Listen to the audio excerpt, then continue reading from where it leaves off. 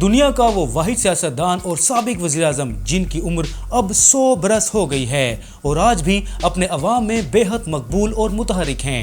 ہم بات کر رہے ہیں ڈاکٹر مہاتیر محمد کی، جو 24 برس تک برادر اسلامی ملک ملائیشیا کے وزیر اعظم رہے، اور وہ بھی جمہوری طریقے سے عوام کی زبردست حمایت سے منتخب ہونے والے وزیر اعظم۔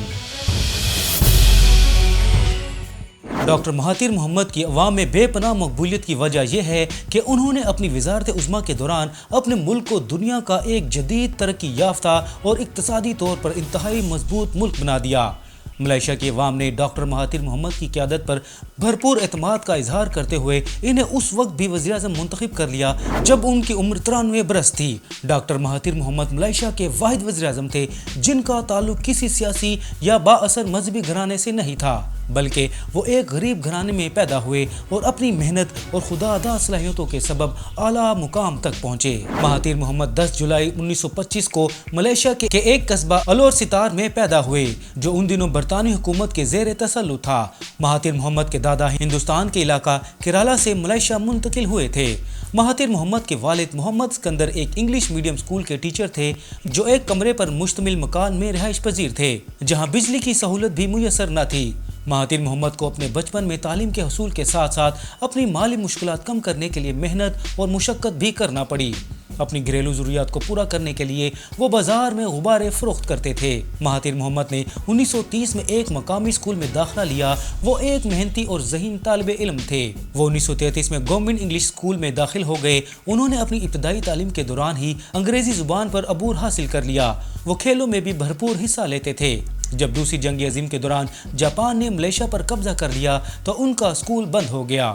جنگ کے اختتام پر مہاتیر محمد نے اپنی تعلیم مکمل کرنے پر توجہ دی اور ہائی اسکول سے گریجویشن کر لی۔ بعد ازاں انہوں نے میڈیکل ایجوکیشن کے حصول کے لیے سنگاپور کے king Edward college of medicine میں داخلہ لے لیا، جسے بعد میں یونیورسٹی آف سنگاپور کا نام دے دیا گیا۔ مہاتیر محمد میڈیکل ڈاکٹر بننے تک 6 برس سنگاپور میں قیام پذیر رہے۔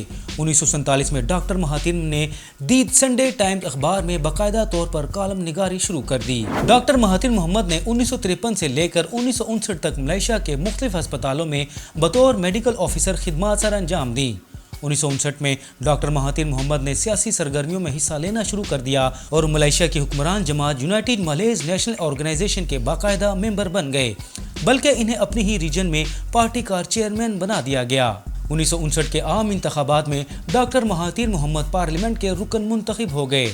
پارلیمنٹ کے اندر مہاتیر محمد نے حکمران جماعت کی عوام دشمن پالیسیوں کی شدید مخالفت کی، خاص طور پر سنگاپور کی ملائیشیا سے علیحدگی اور چائنیز کمپنیوں کے ملائیشیا میں بڑھتے ہوئے اثر و رسوخ پر انہیں اپنی جماعت اور وزیر اعظم تنکو عبدالرحمان سے شدید اختلافات پیدا ہو گئے، جس پر انہیں یونائٹڈ مالیز نیشنل آرگنائزیشن سے نکال دیا گیا۔ 1969 میں منعقد ہونے والے انتخابات میں مہاتیر محمد منتخب نہ ہو سکے۔ ان کی شکست کی بنیادی وجہ مذہبی جماعتوں کی شدید مخالفت تھی۔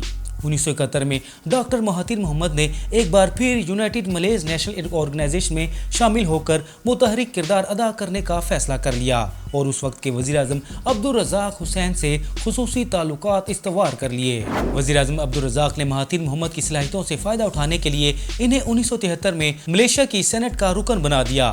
ایک سال بعد ملائیشیا کے عام انتخابات میں ڈاکٹر مہاتیر محمد نے کامیابی حاصل کر لی۔ ممبر پارلیمنٹ بننے پر انہیں وزیر اعظم تعلیم بنا دیا گیا اور 5 مارچ 1976 کو وہ ملائیشیا کے ڈپٹی وزیر اعظم منتخب کر لیے گئے۔ 1978 میں ڈاکٹر مہاتیر محمد نے منشیات کے خلاف ملک گیر تحریک شروع کی جو بے حد کامیاب رہی۔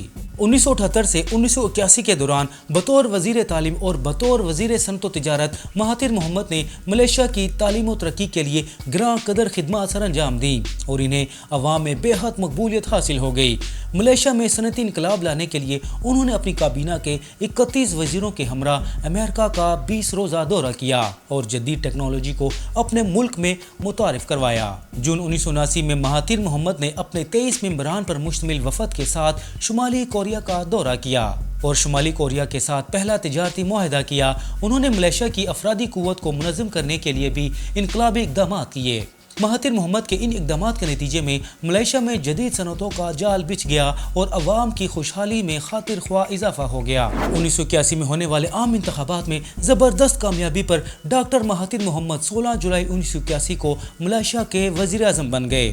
बतौर वज़ीर आज़म डॉक्टर महातिर मोहम्मद की कारकर्दगी इस कदर शानदार रही कि 24 अप्रैल 1987 को होने वाले आम इंतखाबात में अवाम ने इन्हें एक बार फिर वज़ीर आज़म बना दिया। डॉक्टर महातिर मोहम्मद ने अपनी दूर अंदेशी और अनथक मेहनत के साथ अपने मुल्क और अवाम की तरक्की और खुशहाली के लिए इनकलाबी इक़दामात का सफ़र जारी रखा और अवाम भी सीसा पिलाई दीवार की तरह अपने महबूब के पीछे खड़े रहे। इस दौरान 1999 में उन्हें एक हार्ट अटैक से भी गुजरना पड़ा, मगर उन्होंने अपनी जिद्दोजहद में कोई कमी न आने दी। 1991 में उन्होंने कौम के सामने अपना विजन 2000 पेश किया, जिसके तहत आइंदा 30 बरस में मलेशिया को मुकम्मल तौर पर एक तरक्की याफ्ता मुल्क बनाना था। 1998 तक महातिर मोहम्मद काफ़ी हद तक ये मकसद हासिल करने में कामयाब रहे। मलेशिया के अवाम ने डॉक्टर महातिर मोहम्मद के साथ हमेशा बेपनाह मोहब्बत की और वो बार बार मलेशिया के वज़ीर आज़म मुंतखब होते रहे, यहाँ तक कि वज़ारत उज़्मा 2003 तक यानी मुसलसल 22 बरस तक कायमो दायम रही। 2003 में भी उन्होंने खुद वज़ीर आज़म के ओहदे से इस्तीफ़ा दे दिया और ऐलान कर दिया कि वो सियासत से दस्तरबरदार होकर रिटायरमेंट की ज़िंदगी गुजारेंगे और सिर्फ समाजी सरगर्मियों में हिस्सा लेंगे। इनकी रिटायरमेंट पर मलेशिया की हुकूमत ने इन्हें अपने मुल्क के आला तरीन एजाज़ grand commander of the order of the defender of the realm से नवाजा। उनकी रिटायरमेंट के दौरान मलेशिया में बरसरे इक़्तिदार आने वाले सियासतदानों ने महातिर मोहम्मद के कायम करदा कवायद और ज़वाबित का ख्याल न रखा और मुल्क इक़्तिसादी तौर पर कमज़ोर होने लगा और अवाम की मौशी मुश्किलात में इजाफा होने लगा, तो अवाम ने एक बार फिर डॉक्टर महातिर मोहम्मद से मुतालबा किया कि वो वापस सियासत में आए और मुल्क की भाग दौड़ संभाल लें। डॉक्टर महातिर मोहम्मद ने अवाम की आवाज़ पर लब्बैक कहा और हुकूमत की करप्शन के खिलाफ एहतजाजी तहरीक शुरू कर दी। अगरचा उस वक्त उनकी उम्र 91 बरस थी। 2016 में डॉक्टर महातिर मोहम्मद ने अपनी सियासी जमात मलेशियन यूनाइटेड इंडिजिनस पार्टी के क़याम का ऐलान कर दिया और 9 सितंबर 2016 को उसे बाकायदा तौर पर रजिस्टर्ड करवा लिया। 2017 में उन्होंने हुकूमत मुखालिफ दीगर जमातों के साथ इत्तेहाद कर लिया और इंतखाबी मुहिम शुरू कर दी। 2018 के आगाज़ में अपोजिशन की जमातों ने डॉक्टर महातिर मोहम्मद को वज़ारत उज़्मा के लिए अपना उम्मीदवार नामज़द कर दिया।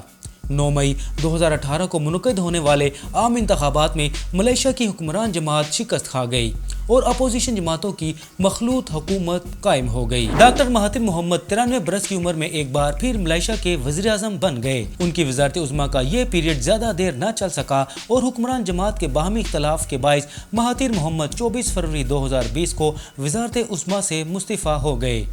डॉक्टर महातिर मोहम्मद की उम्र अब 100 बरस से ज़्यादा हो गई है, मगर अब भी वो सियासी तौर पर सरगर्म हैं। दुनिया में वो वाहिद सियासी रहनुमा हैं जिन्होंने 100 बरस से ज़्यादा की उम्र पाई। नाज़रीन, अगर ये वीडियो आपको पसंद आई है तो ये वीडियो भी ज़रूर देखें और जानें कि सन 1902 में पैदा होने वाले एक बच्चे ने कैसे अपने वतन ही नहीं बल्कि आलम सियासत को ही बदल डाला। और ऐसी ही तारीखी वीडियोस देखने के लिए चैनल को सब्सक्राइब ज़रूर करें, क्योंकि आप तारीख को नहीं जानेंगे तो ख़ुद को कैसे पहचानेंगे।